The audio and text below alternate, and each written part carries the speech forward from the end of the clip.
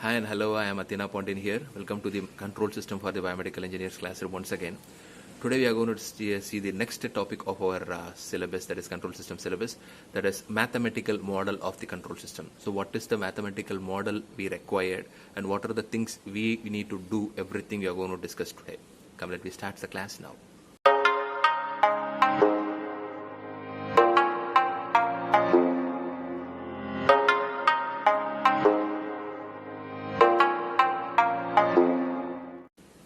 See, till now we are representing the system in the way of block diagram. Okay, already I in the previous classes I told you every time I noted the system, I representing the system in the way of this block diagram.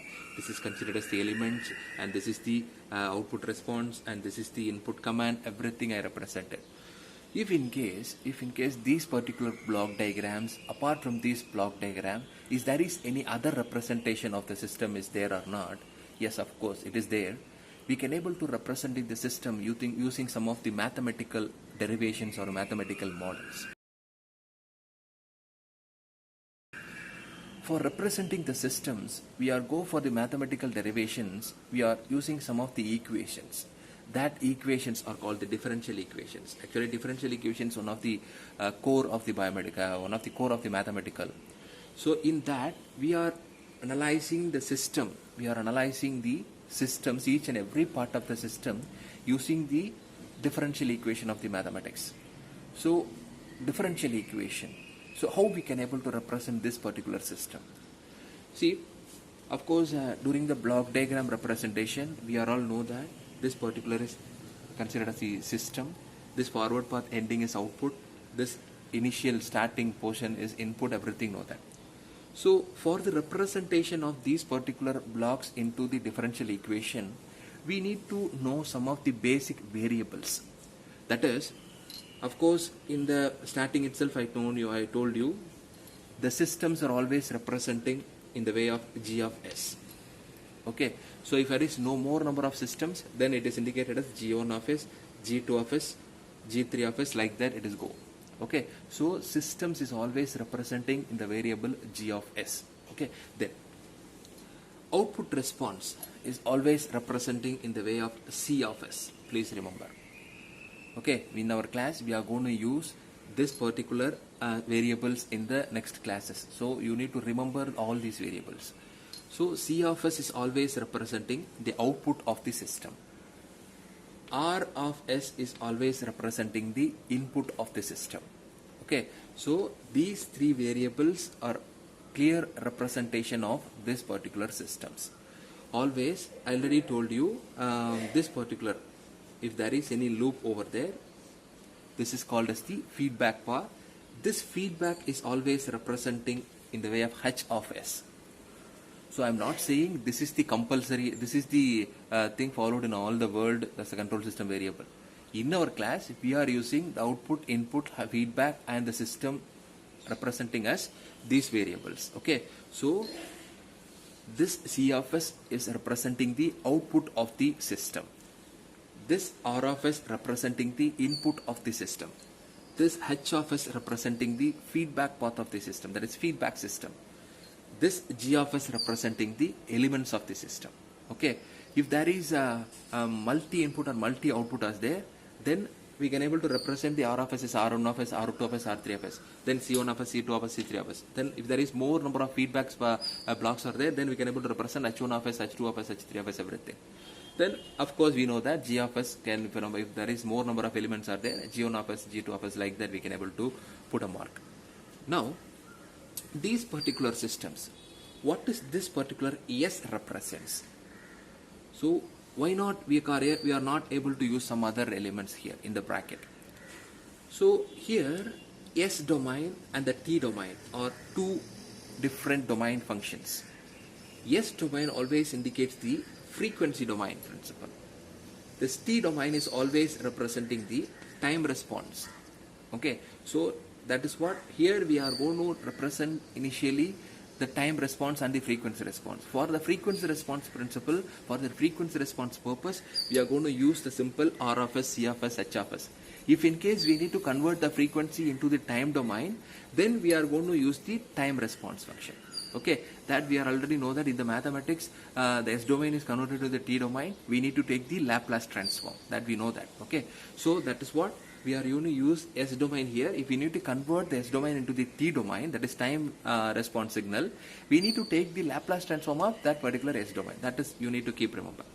So these are all the basic elements we need to know. That is, basic elements, variables you need to know. What is the need of the variable? Because we are going to represent the signal in the way of differential equation. Because we want to create the mathematical model. For that we are doing all these things. So of course, so these are all the variables we need to know for framing the differential equation of the system. What is the purpose of the differential equation of the system? We need to represent the system in the mathematical model. What is the need of representing the mathematical model of the system? We need to analyze each and every part of the system.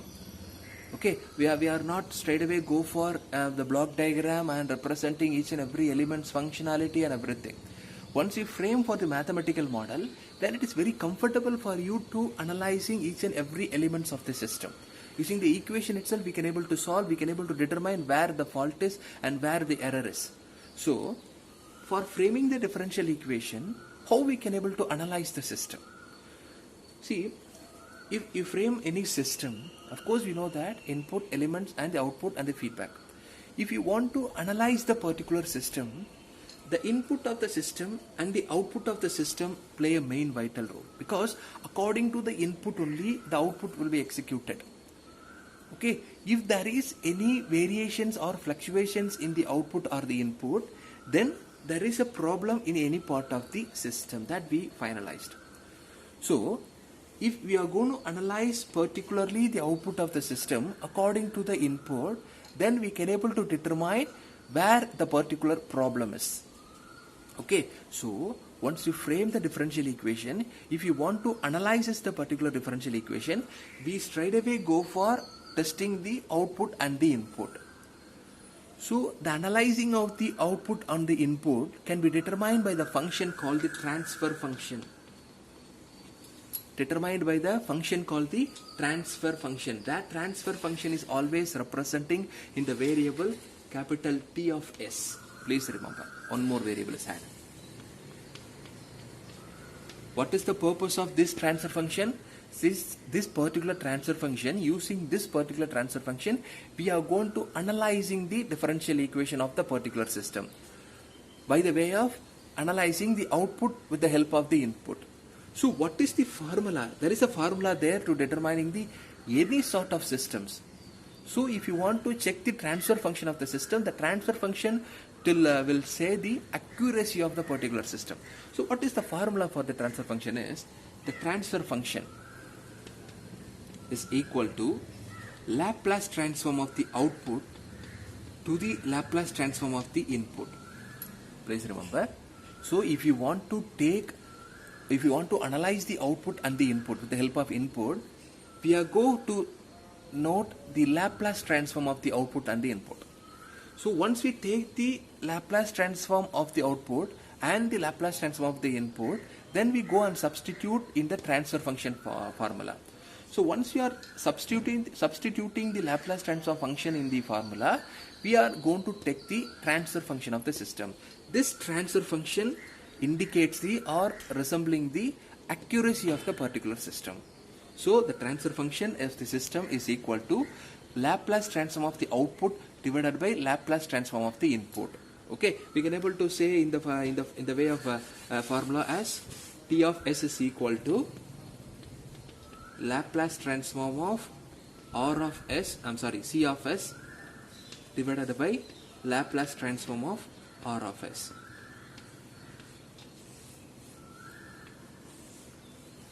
So for analyzing the output and the input of the system or any part of the elements of the system, we are straight away go to analyze the output and the input. So output and input can be representing or analyzing using the function called the transfer function. It having the formula, that formula is called the transfer function of the system is equal to Laplace transform of the output divided by the Laplace transform of the input. So this will help you in the all sort of examples. In the next classes, in the outcoming classes, we are going to see so many problems and everything. That are all the problems needed this particular transfer function. So you should know that what is the purpose of the transfer function and what is the need of this particular transfer function taken. Okay.